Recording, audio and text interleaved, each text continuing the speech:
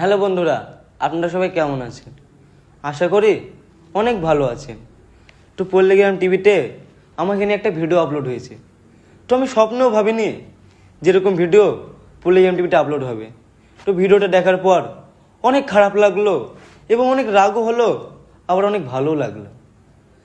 তো পল্লীগ্রাম টিভিতে হারুন ভাইকে নিয়ে আমি কিছু বলবো। তো হারুন ভাই কী বললো ভিডিওতে, যে আমি নাকি মদ খেয়ে রাস্তায় পড়ে থাকি, মেয়েদেরকে নিয়ে ঘুরতে যাই, হোটেলে থাকি, সিগারেট খেয়ে বেড়াই, রাস্তায় রাস্তায় সিগারেট খেয়ে বেড়াই। তো আমি যতটুকু জানি যে 18 বছর না হলে কোনো ছেলে মেয়েকে হোটেলে জায়গা দেয় না। আর তুমি তো নিজে মুখে বললা যে আমার বয়স 16, আমার বয়স 16 বছর। আপনারা হয়তো জানবেন, আপনারাও জানেন এই ব্যাপারটা। তো আপনারা আর বিচারটা করবেন, কমেন্ট অবশ্যই বলে যাবেন। আর তুমি কি বলেছিলা আমি নাকি তোমার ছোট ভাইয়ের মতো। তাহলে কি একটা বড় ভাই পারে তার ছোট ভাইয়ের দুর্নাম করতে, তা আবার সোশ্যাল মিডিয়াতে? আসলে তুমি আমাকে ছোট ভাই হিসেবে ভাবোইনি। যদি তুমি ছোট ভাই হিসেবে ভাবতা তাহলে তুমি আমাকে নিয়ে সোশ্যাল মিডিয়ায় এইসব ভিডিও বলতা না। কিন্তু তুমি আমাকে ছোট ভাই হিসেবে ভাবোইনি। আর তারপরে বলবো মিলন স্যারকে। তো মিলন স্যারকে আমি যথেষ্ট সম্মান করি। তো মিলন স্যার বললো যে সবিককে অনেক ভালো ভাবতাম। দিন দিন তার ব্যবহার অনেক খারাপ। বললেন আমি নাকি আপনার সামনে সিগারেট খেয়ে বেড়াই, এই করি ওই করি। কিন্তু আপনি কি একবারও আপনি কি বুকে হাত দিয়ে বলতে পারবেন যে আপনাকে আমি খারাপ ভাষায় কথা বলেছি, আপনাকে আমি আপনার সামনে আমি সিগারেট খেয়েছি? বলতে পারবেন? কখনো বলতে পারবেন না। কিন্তু আজ সোশ্যাল মিডিয়াতে এই কথাটা কেন বললেন যে আমি অনেক খারাপ ছেলে, এই করি ওই করি? আপনি আপনার বাড়িতে আমি গিয়েছি, আপনি তো দেখেছেন যে আমি কেমন ছেলে। আমি বলবো না যে আমি ভালো ছেলে, যেহেতু আপনারা বলেছেন। তারপরে আছে মতিউলদা কি বললেন যে শফিক অনেক খারাপ ছেলে, তাকে বুঝিয়েছি, সে আমাদের কথা বোঝেনি। তো মতিউলদা, তুমি আমাকে কবে কবে বোঝালে বলো? কোনদিন বোঝাওনি। তুমি ভুলে যাচ্ছ একটা কথা। সাথে মনে আছে একদিন আমি, তুমি আর উসমানদা ছিলাম। আমি তো ফোনের স্ক্রিন আর তোমরা ব্যাটারি। কি বললাম? হ্যাঁ, কি বলেছিলাম? তোমরা ব্যাটারি, কেউ কেউ ওয়াই বলেছিলাম। আমি ভিডিওটা দেখলাম। তো যখন আসলে তুমি আমাকে কখনো বোঝাওনি। আসলে তুমি আমাকে কখনো বোঝাওনি। তুমি আমাকে যেসব কথা বলেছিলা সেই সব কথা রেকর্ডিং কিন্তু আমার ফোনে আছে। আমি পারলে কিন্তু এখন শোনাতে পারি তোমার সব কথা। সাথে মনে আছে কি, তোমার কথা মনে পড়ছে যে তুমি আমাকে কি বলেছিলা সাথে? সেই রেকর্ডিংটা কিন্তু আমার ফোনে আছে। সেই রেকর্ডিংটা আমি আমার মালিককেও শোনাইনি, কারণ আমি তোমাদেরকে অনেক সম্মান করি, অনেক ভালোবাসি। আমি যেদিন পল্লীগ্রাম টিভি থেকে বেরিয়ে এসেছি সেদিনও আমি পারতাম পল্লীগ্রাম টিভিকে নিয়ে খারাপ খারাপ ভিডিও করতে, পল্লীগ্রাম টিভিকে গালাগালি করতে, পল্লীগ্রাম টিভি আমাকে নিজে ইচ্ছা বের করে দিয়েছে, বলতে পারতাম। কিন্তু বলিনি, কারণ আমি নিজে পল্লীগ্রাম টিভি থেকে বেরিয়ে এসেছি। আর তুমি বললে আমাকে বুঝিয়েছো, তুমি আমাকে জীবনেও বোঝাওনি। আমি এখন যদি মন চাই রেকর্ডিংটা আমি এখন পাবলিকের সামনে নিয়ে আসতে পারবো, কিন্তু নিয়ে আসবো না, কারণ আমি চাইনি তোমাদের ক্ষতি হোক। তো যাই হোক।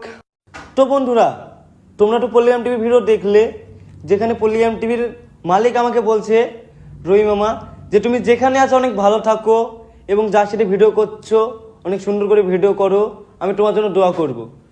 তো বিশ্বাস করবে কি আমি জানি না, কিন্তু এই কথা শোনার পর সত্যি কথা বলছি, আমি অনেক অনেক খুশি হয়েছি।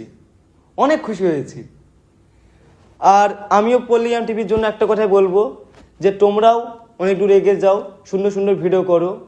আর হারুন ভাই আর রহিম মামা, তোমাকে আমি একটা কথাই বলবো, যে তোমরা তোমাদের মতন কাজ করো সুন্দর করে, আর আমাকে আমার মতন ছেড়ে দাও।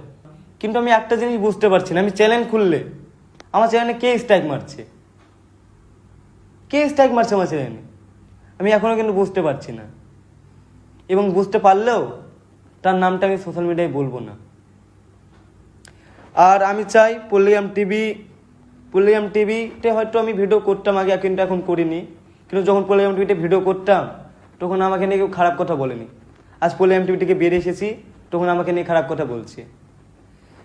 তো আমি অত কিছু বলবো না। আর শুধু আমি এটাই বলবো যে পল্লীগ্রাম টিভি যেভাবে ভিডিও বানাচ্ছে সেভাবে ভিডিও বানাক এবং অনেক দূর এগিয়ে যাক। আর একটা কথা কি বলেছিলা, যে শফিক অনেক খারাপ ছেলে, আর আর কি একটা বেশ বলেছিল, হ্যাঁ শফিক এর সাথে ওই করে বেড়ায়, ওর সাথে ওই করে বেড়ায়, এই বলেছিলে। কিন্তু আমার মনে পড়ছে আজ থেকে 2 বছর আগে, 2 বছর আগে, আর তুমি বললে যে আমার চুল কাটিং নিয়ে কানে দুল পরি, কিন্তু আজ থেকে 2 বছর আগে যখন আমি ছোট ছিলাম তখন পল্লিগ্রাম টিভিতে কি ভিডিও আপলোড হতো, অনেক সুন্দর সুন্দর ভিডিও আপলোড হতো, যে ভিডিও দেখে আমি নিজে পর্যন্ত হাসতাম, নিজে ভিডিও দেখে। আর এখনকার ভিডিও কীরকম হচ্ছে আমি বলবো না, সেটা পাবলিকই বলবে এখনকার ভিডিও কেমন হচ্ছে। আগেকার ভিডিও অনেক ফানি হতো, আর এখনকার ভিডিও প্রেম ভালোবাসা এরকম টাইপের ভিডিও হচ্ছে। সেটা দর্শক কমেন্টে বলবে যে পল্লিগ্রাম টিভির ভিডিও এখন কেমন হচ্ছে আর আগে কেমন হতো। কিন্তু আমি আজ পর্যন্ত সোশ্যাল মিডিয়ায় জীবনও বলিনি যে পল্লিগ্রাম টিভি আমার জন্য চলে, আমি বড় নায়ক হয়ে গেছি, জীবনও বলিনি। কিন্তু আজ ভিডিওটা শুনতে হলো আমাকে হারুন ভাইয়ের মুখে, যে কিনা আমাকে ভাইয়ের মতন দেখে। সে কি বলছে যে শফিক বিশাল বড় অ্যাক্টর হয়ে গেছে, অ্যাটিটিউড দেখায়, এই বললো। কিন্তু আমি আজ পর্যন্ত কোনো সোশ্যাল মিডিয়ায় বা কাউকে বলিনি যে আমি অনেক বড় নায়ক, পল্লিগ্রাম টিভি আমাকে নিয়ে চলে। কেউ বলতে পারবে না যে আমি এই কথা বলেছি। আর এই কথা যদি কেউ বলতে পারে, আমি ভিডিওই করবো না, জীবনে ভিডিওই করবো না। এই কথা যদি কেউ বলতে পারে, আমি আগে যেমন ছিলাম এখনও তেমনই আছি, সাধারণভাবে চলাফেরা করি, যেখানে ইচ্ছে করে ঘুরে বেড়াই। কারণ যেহেতু আমি এখন পল্লিগ্রাম টিভিতে ভিডিও করিনি, আগে করতাম অনেক কারণ ছিল, সে কারণটা বলবো না আমি আপনাদের সামনে কি এর জন্য বেরিয়েছি। কারণ বললে আমি তো তাদের মতন হয়ে যাব না, কারণ আমি তাদেরকে ভালোবাসি, তাদের আমি চাইনি যে তাদের ক্ষতি হোক, আর তারাও চায় না যে আমার ক্ষতি হোক। তো আমি বলবো যে পল্লিগ্রাম টিভি অনেক দূর এগিয়ে যাক এবং অনেক ভালো থাকুক। আর পল্লিগ্রাম টিভির যে মালিক সেটা বললই যে আমি অনেক ভালো থাকি, দোয়া করবে।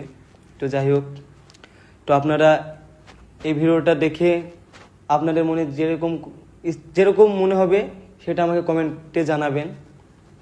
আর আপনারা সবাই ভালো থাকবেন, সুস্থ থাকবেন।